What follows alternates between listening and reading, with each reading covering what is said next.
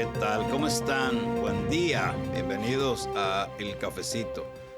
Estoy buscando aquí una información que no tiene nada que ver con el invitado, pero bueno, ya que toca, cuando toca. Estoy buscando una dirección de un técnico aquí que se me ha confundido. Bueno, entonces vamos a conversar con el abogado Juan de Dios Hiraldo. Es un joven abogado de la República, de los del número. Y el tema principal que vamos a hablar de muchos temas, pero en principio iniciemos con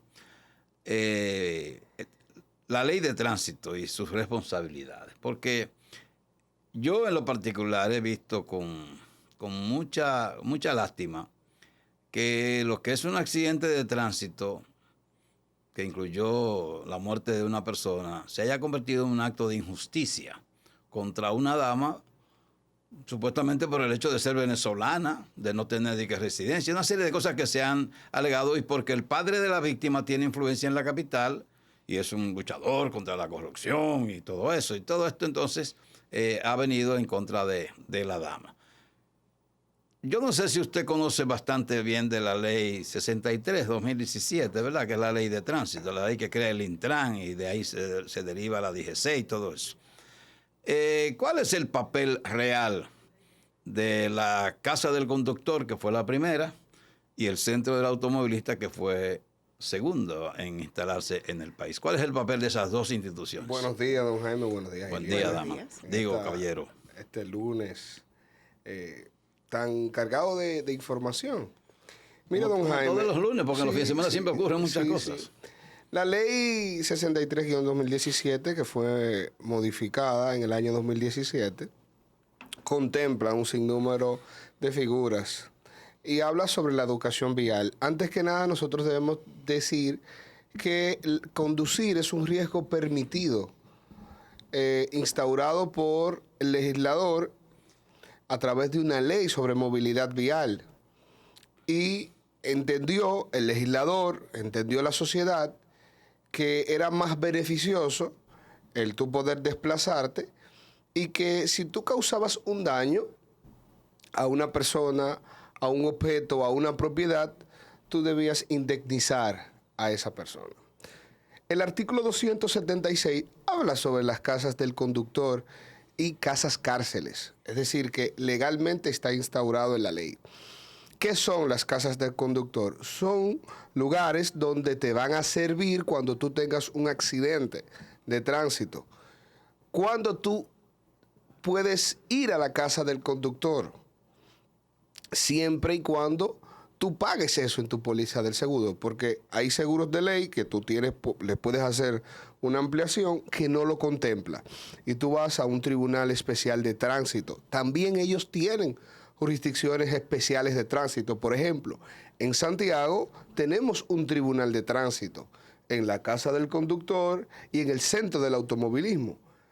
Entonces, esas casas del conductor están instauradas por ley. Me pareció una injusticia, como usted dice, que a la joven que tuvo el accidente y que por desgracia falleció una persona, la trasladaran de la Casa del Conductor hacia la cárcel del Distrito Nacional. Eso es lo que quisiéramos entender todos. ¿Bajo qué premisa se traslada a la carcelita de Ciudad Nueva si se supone que, en este caso, el Centro del Automovilista o la Casa del Conductor, no sé dónde estaba recluida, tiene la facultad para que permanezca allí? Y segunda pregunta, que voy a entrar ahí de una vez, ¿qué tiempo pudiera permanecer en este tipo de centros alguna persona imputada por un hecho de esta naturaleza? No, la ley te dice que se le conoce una medida de coerción cuando le causa la muerte a una persona en un plazo de no mayor a 48 horas. Lo que debió conocerle la medida de coerción, y si se le da prisión preventiva, por ejemplo, enviarla a un centro de corrección y rehabilitación. No antes. No antes. Entonces, pareció una actitud arbitraria enviarla a la cárcel de Ciudad Nueva cuando ella está amparada bajo un seguro que le daba la cobertura a la casa del conductor. Nosotros tenemos en la ley de tránsito, que, como dije, es un riesgo permitido, conlleva sanciones cuando causa la muerte de 1 hasta 3 años. y hay diversas agravantes, pero esas agravantes no, como su nombre lo dice, no agravan la pena. Máximo cuando ocurre un accidente de tránsito, el máximo de la sanción serían 3 años.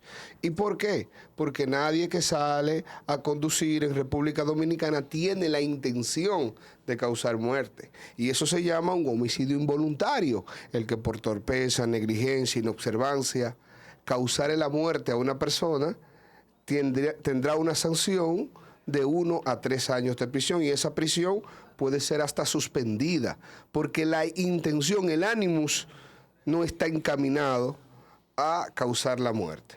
Pero existe por conocimiento público la razón por la que esta mujer fuera movilizada a la carcelita, y si se conociera, yo particularmente no lo conozco, ¿tiene legitimidad esto? Te dije que es una arbitrariedad.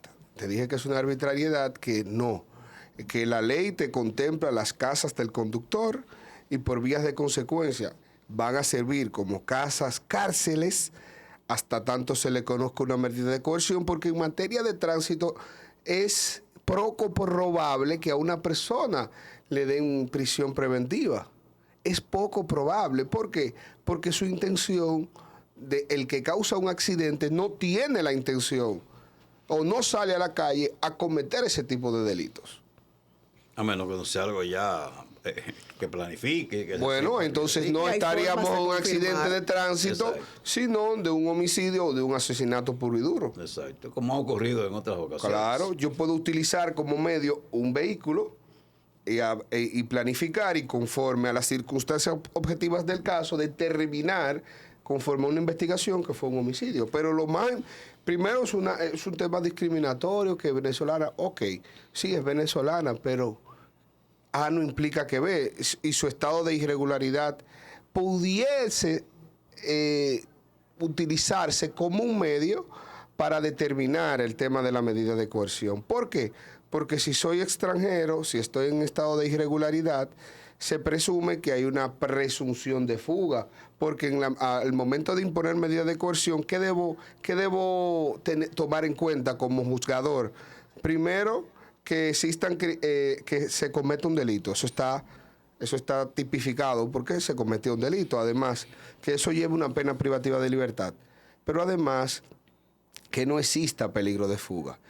Entonces, si es extranjera, si es ilegal, aumenta el riesgo de fuga. Ahora bien, eso no significa que hay que ponerme prisión preventiva. Hay otras 6 medidas que pudieran garantizarme. Pero como aquí se relaja con si tengo un domicilio habitual, si tengo arraigo social y familiar en el país, están los localizadores electrónicos, está el arresto domiciliario, está la presentación periódica, porque la medida de coerción no puede verse como una pena anticipada. Si me imponen 3 meses y me lo ratifican 3 meses más, ya se ve como una pena anticipada, porque la sanción allá la pudieran condenar a 1 año de prisión. Entonces, si le doy 3 meses o ella dura 1 año en prisión, ya no se convierte en una pena anticipada. Entonces, le pongo una medida menos gravosa como la prisión preventiva, y entonces garantizo que esa persona asista a todos los actos del procedimiento. Bien, vamos a unos mensajes para la continuación del cafecito de hoy.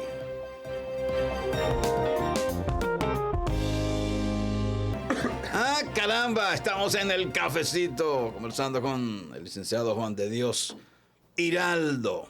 Tiene una oficina con todos power ahí en el reparto, que ha hecho cuarto el tipo, ha hecho dinero. Yo estoy aprendiendo con usted. Estoy aprendiendo conmigo. Sí, pues yo voy a aprender. Una enciclopedia de la vida. Sí, está bien, pero yo voy a aprender contigo también una parte de todo ese aprendizaje.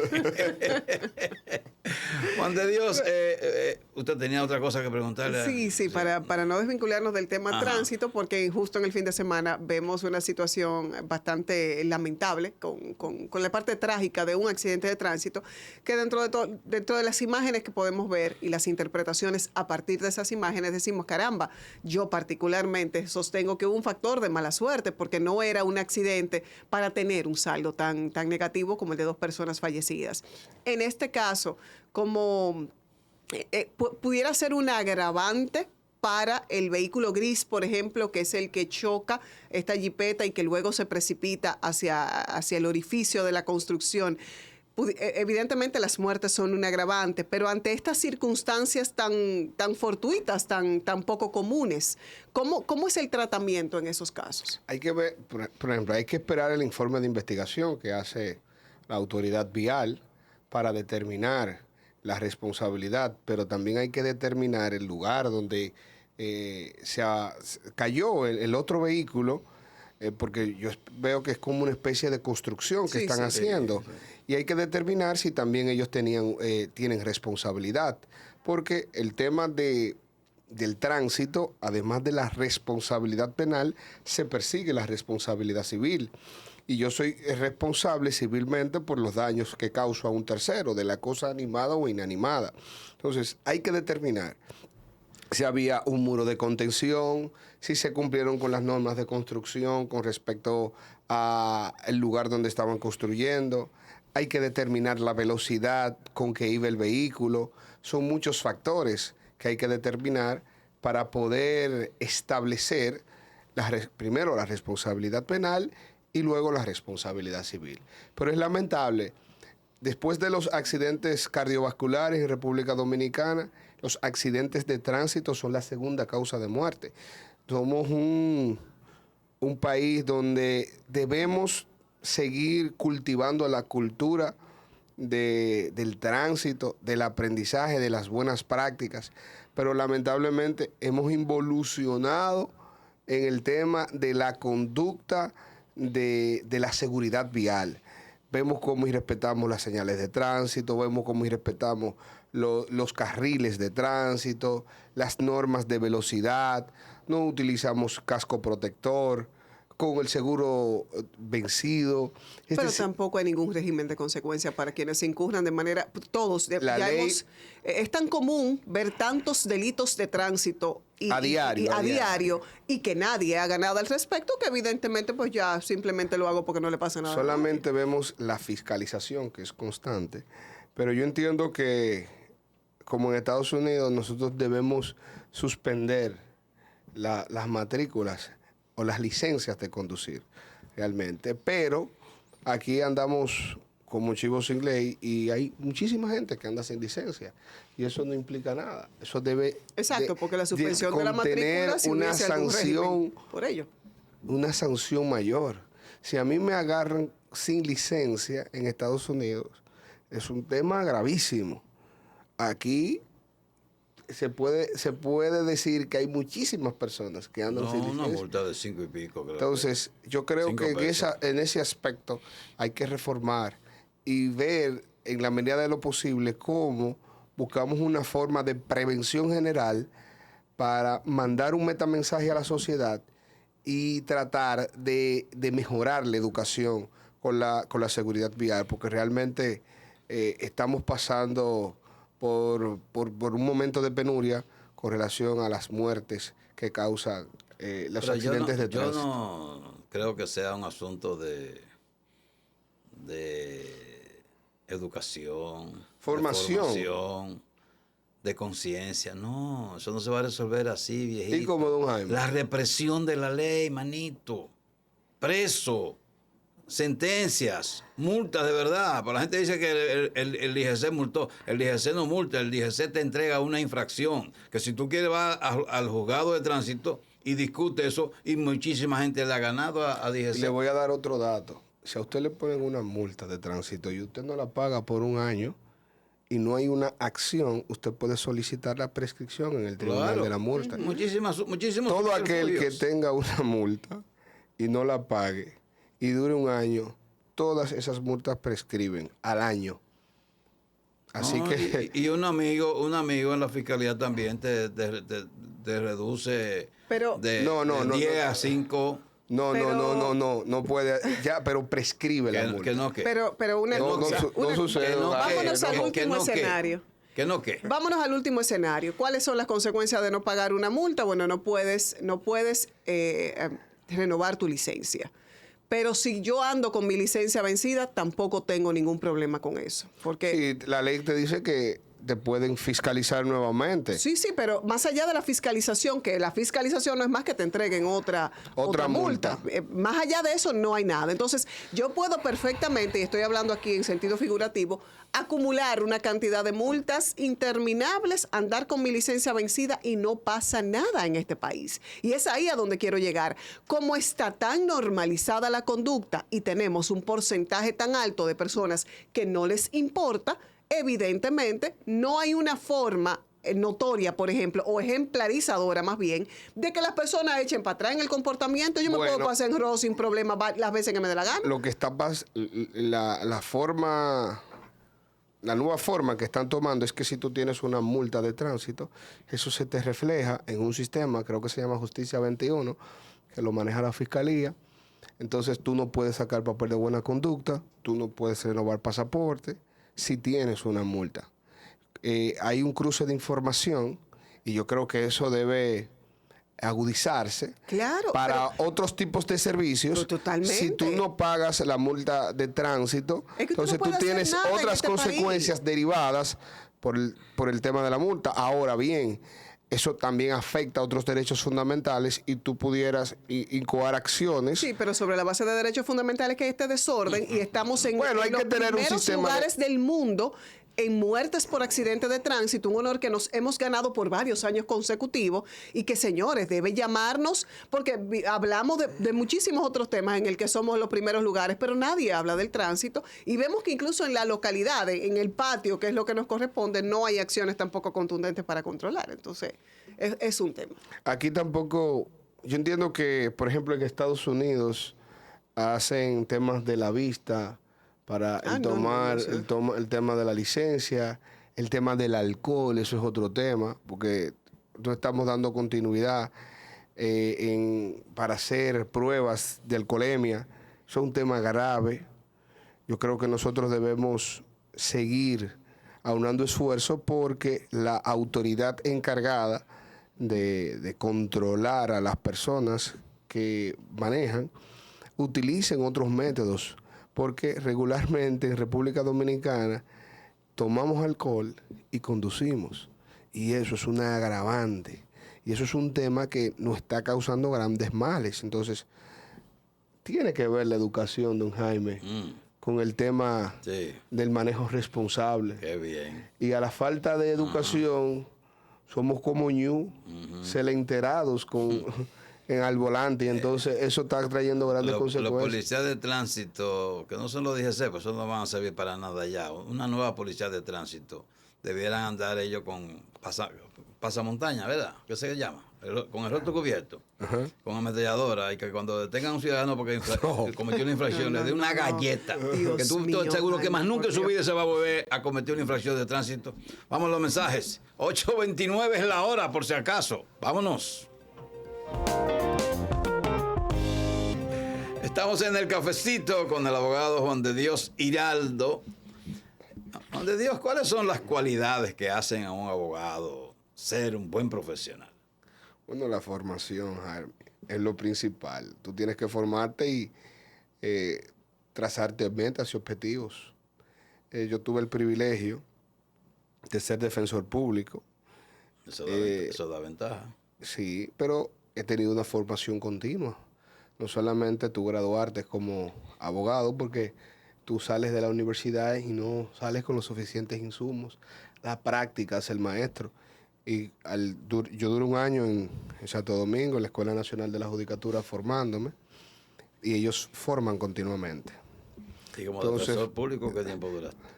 5 años. 5 años. Yo manejé más de 2,000 procesos penales, pero en ese interregno yo hice una maestría en Derecho y Relaciones Internacionales, hice una maestría en Derecho Tributario y Procesal Tributario, hice una maestría en Derecho Administrativo y Regulación Económica y terminé hace poco una maestría en Derecho Electoral y Ciencias Políticas. Pero hay que tener una formación continua y granjearte de un sinnúmero de profesionales que cada día se coloquen metas, pero además el abogado debe consultar a otros profesionales porque tú no sabes todo. O llega un proceso de índole tal y uno debe preguntar para uno formarse y hacer conciencia crítica, y eso pudiera garantizarte el éxito. Juan de Dios, nosotros incluso con tu presencia aquí, la de otros profesionales del derecho, hemos sido críticos en torno a el accionar del Ministerio Público y con la búsqueda justamente de ir puliendo un comportamiento necesario en el país, un Ministerio Público mucho más activo en términos de persecución, sobre todo con el tema de la corrupción. Sin embargo, también dentro de ese ser crítico hemos visto las falencias en términos de comunicación, cómo se arman circos alrededor de estos casos.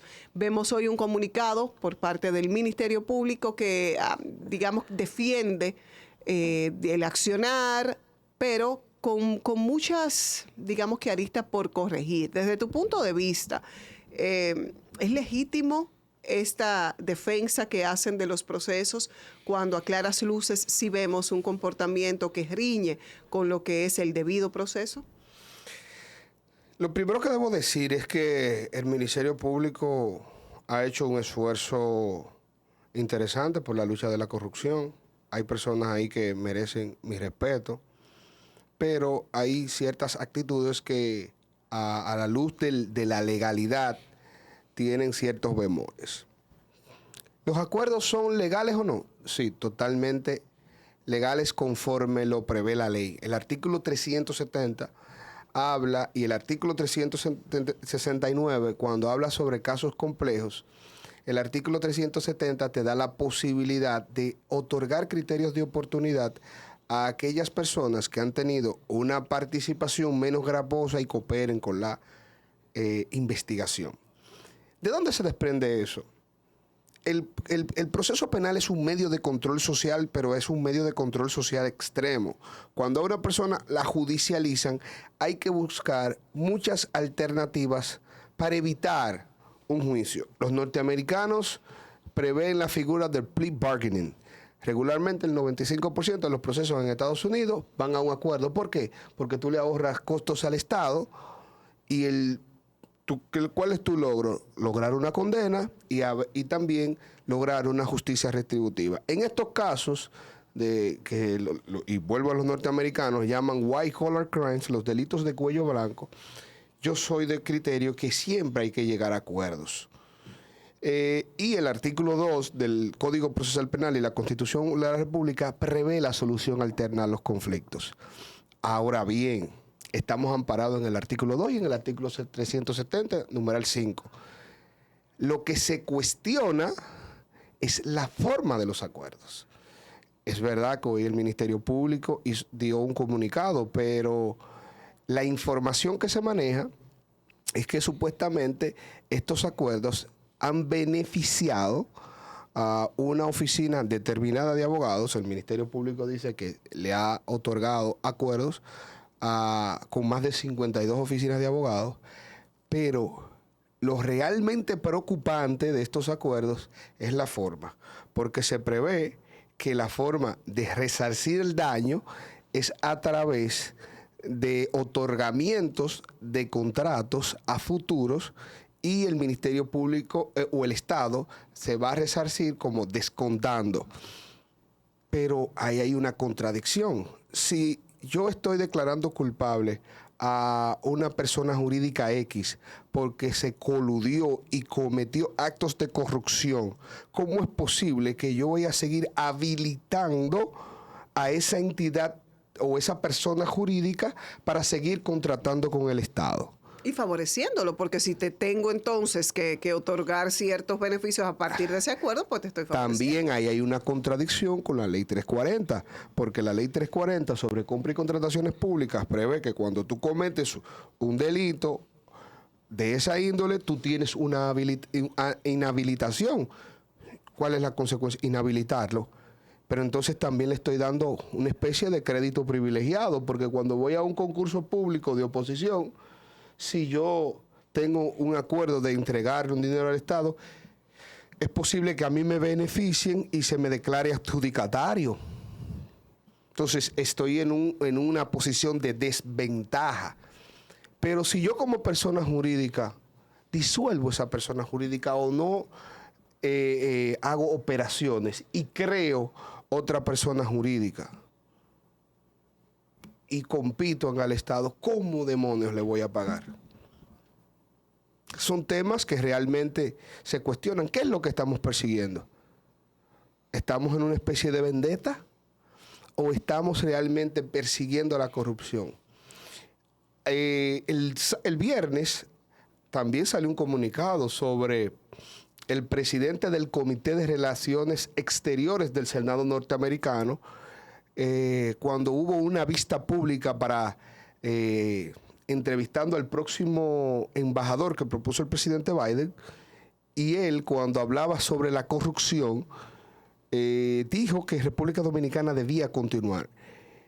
Y preguntó el senador que solamente a los políticos de la oposición es que están persiguiendo. Es decir, que insinuó que el proceso de persecución a la corrupción está sesgado de un matiz político. Entonces, la Procuraduría, que ha hecho un trabajo loable en muchos aspectos, debe aclarar eso, porque real y efectivamente no podemos repetir los modelos del pasado, o no podemos enarbolar la bandera de la lucha contra la corrupción cometiendo actos impúdicos. Vamos a unos mensajes para la parte final del cafecito de hoy.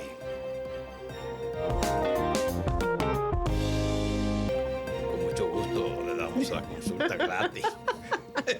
Juan de Dios Hiraldo es abogado, es un hombre de mucha experiencia ya, con haber sido defensor público ya, ahí se adquiere una experiencia que vale oro. Baja que mucha gente no entiende eso y quizás lo que se fija es en el poco salario y en lo mucho que hay que trabajar, pero no tienen en cuenta las vivencias que van a adquirir ahí. Pero hay que entrar por un acuso de oposición, no es tan fácil. Bueno. Sí, pero pocos permanecen, porque las condiciones, y a eso iba, permanecen esas condiciones paupérrimas de pago, de condiciones de trabajo. Después de tu salida se confirma que todavía, porque a cada rato están denunciando. Peor. Es la carga laboral. Por ejemplo, los defensores públicos manejan más del 60% de los procesos penales en adultos y el 95% de los procesos de menores de edad. Por ejemplo, en Santiago la población carcelaria está diseminada en toda la región y como defensor público tú tienes que ir a La Vega, las 2 cárceles de La Vega, a Cotuí, a San Francisco de Macorís, a las 2 cárceles de San Francisco, a Cotuí, a Mao, y visitar el centro que nos corresponde, que es el CRCR Rafael Hombre. Pero la población carcelaria de Santiago está diseminada en toda la región. Un defensor público mínimo debe tener alrededor de 300 procesos. ¿Simultáneos? ¿El salario como de 100 y pico de pesos? No, ¿quién dijo? ¿No llega a 100? Categoría 1 creo que gana como 63,000 pesos. Categoría 2 como 70, 80 mil pesos. Y el categoría 3 gana como 100,000 pesos. Pero también la defensa tiene abogados adscritos que no son defensores de carrera y ganan, creo que son como 45,000 pesos. Ay, Dios mío.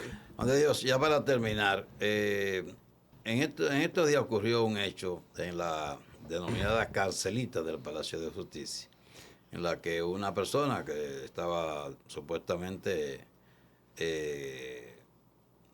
se querellaron por abuso sexual, fue lo que se dijo. Agresión sexual. Aunque la familia dice que eso eran mentiras. Bueno, pero la persona de 60 años, un hombre, se suicidó con los cordones de sus zapatos en una carcelita que sabemos que habitualmente, casi siempre, está abarrotada, que sobrepasa la capacidad física de ese recinto. Eso pasó hace varias semanas y ningún órgano, ni Ministerio Público, ni el Poder Judicial, ni la Dirección de Prisiones, ha informado sobre ese hecho. Solo nos enteramos, no porque lo dijeran ellos, nos enteramos que se ahorcó, pero nadie ha dicho cómo se ahorcó en medio de tantas personas. ¿A qué se puede deber eso? ¿Negligencia? ¿Indiferencia? ¿Qué? Regularmente las cárceles son para los pobres, don Jaime. Y Aquí no hay sistemas de consecuencias. Porque una vez una persona está arrestada, está bajo el poder del Ministerio Público. Las cárceles están bajo el control del Ministerio Público y máxime una persona de manera preventiva, que se le hizo una imputación y ni siquiera se le había conocido medida de coerción. La carcelita del Palacio de Justicia se convirtió en un centro de prevención y rehabilitación a manos de la Procuraduría General de la República. Entonces, nadie va a alzar la voz con relación a esa persona. Hay una responsabilidad patrimonial estatal en ese caso. Se pudieran incoar acciones en contra de la Procuraduría General de la República porque tenía la potestad o está bajo su dominio. Entonces, tenemos que mandar mensajes positivos a la sociedad y debe haber consecuencias para este tipo de situaciones. Es verdad, no se ha dicho nada, las causas de muerte por ahorcamiento, no se ha dicho nada. Y nosotros no podemos vivir, si nosotros queremos ser un Estado que realmente se respete y que nos respeten y que queremos seguir estableciendo el sistema democrático en República Dominicana, esos tipos de cuestiones deben dilucidarse y aclararse.